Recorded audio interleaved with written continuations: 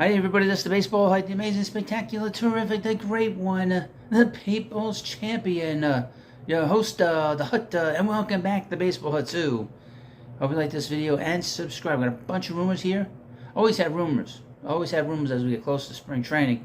5 weeks away from spring training. And I know I can't wait. This is going to be a very interesting season for a lot of teams, including our New York Mets, but I got a bunch of rumors here, some sort of odd kind of teams, and there's a lot of mix and matching of teams here. And a lot of times when I read these articles here, I've never read them before, so you get like my natural response to what I'm reading. Here's from CBSSports.com, headline, MLB rumors. Marlins open to Luis Arraez, I'm saying his name right, trade. Brewers get course certainty with Devin Williams deal. Alright, let's go to the rumors here. I got a bunch of rumors here.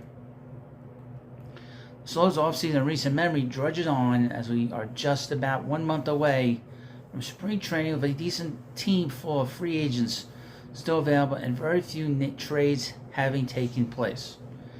In front office matters, the Braves agreed to a contract extension with President of Baseball Operations Alex Antelopes that runs through 2031. I bet you he got a lot of money. The players don't get a lot of money when they play there. He probably got a big contract. As for players, let's round up the news and rumors for the day. Wow. The Giants agreed to a 4-year, $44 million deal with Jordan Hicks. Wow. The Giants signed reliever Jordan Hicks, though a report indicates they plan to use him as a starter.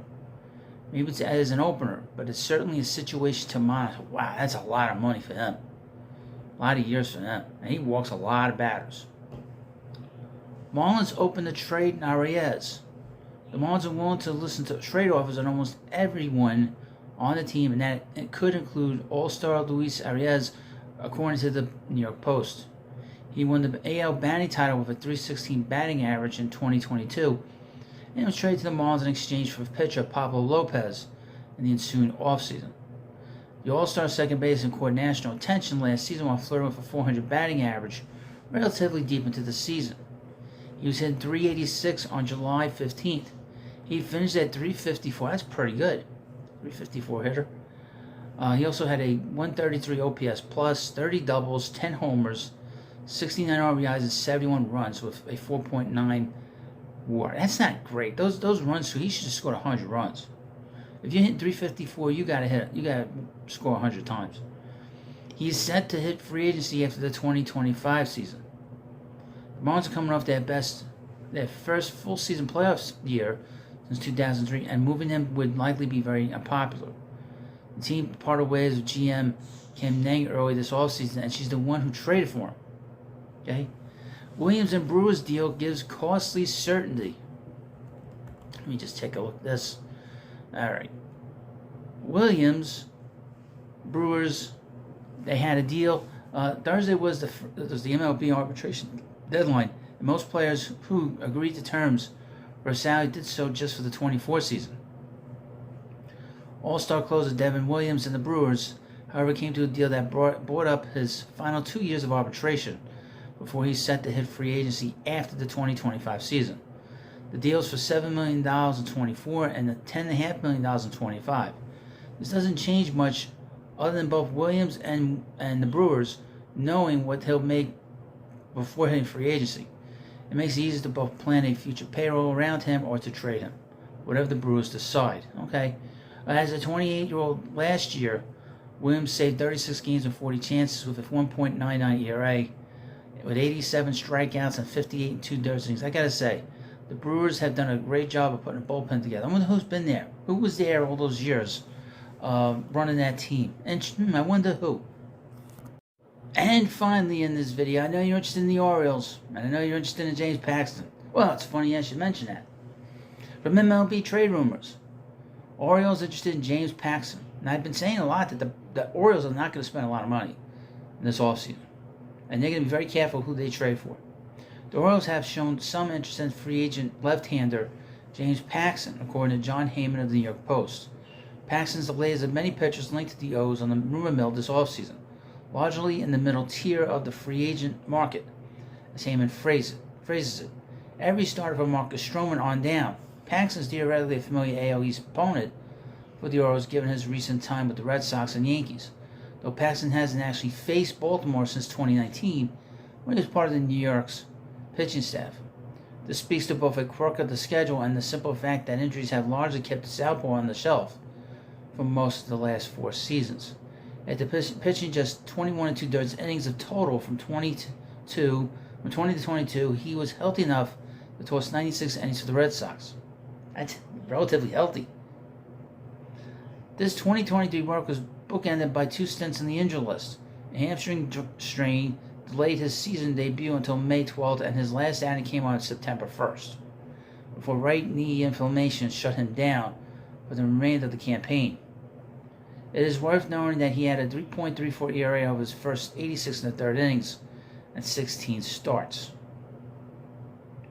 If the sour ending can be attributed to his knee issues, or perhaps just fatigue from his first significant workload in years, his 23 results indicate that he can still find success against big league batters. Naturally, injuries are always going to be a lingering concern for him, and he won't be counted on as an innings eater. But he could be an interesting fit. Interesting fit on a young Orioles team.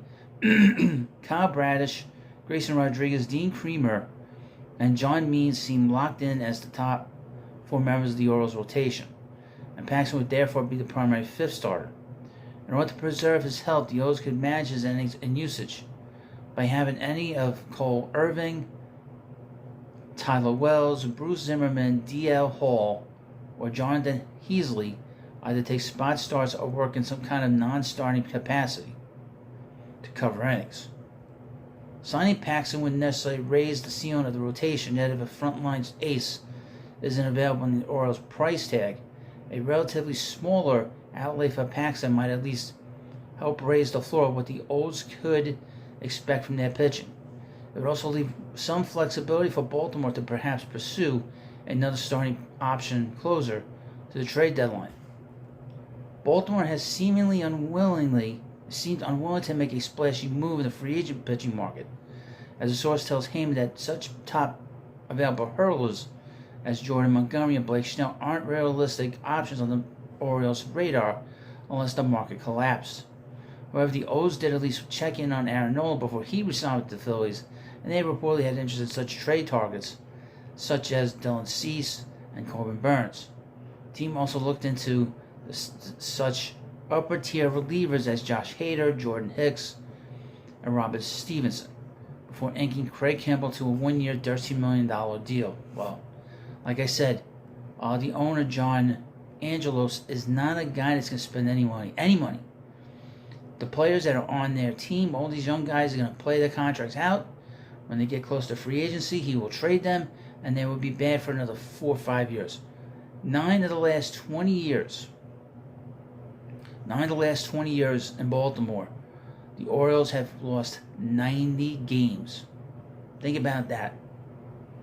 9 times over the last 20 years, almost half, they have had terrible records.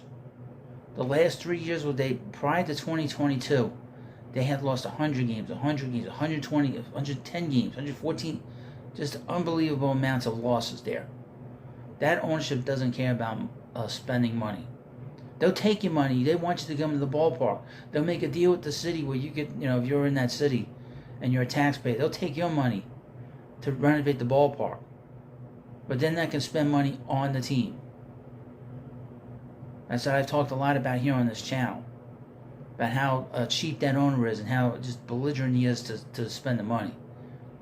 He's a disgrace, to be honest with you. And this is another... No, thank you for watching this video. Please subscribe to Baseball Hut 2. Thanks for watching, and I'll see you later.